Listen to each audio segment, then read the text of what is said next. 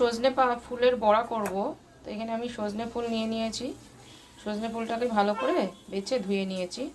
আর এখানে একটা পেঁয়াজ কুচি দিয়েছি, কাঁচা লঙ্কা দিয়েছি, নুন আর হলুদ।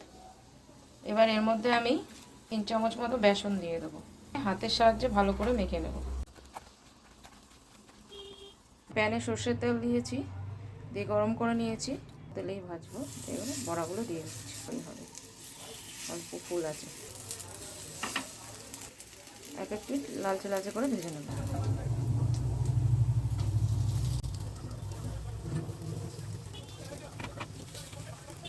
ভেজে নেব পিঠ পিঠ করে সুন্দর করে আমি লালচে করে ভেজে নিয়েছি। সিজনে সজনে পাতা ফুল খাওয়া খুব উপকারী। সুন্দর বড়া করে নিলাম, চট জলদি, দারুণ।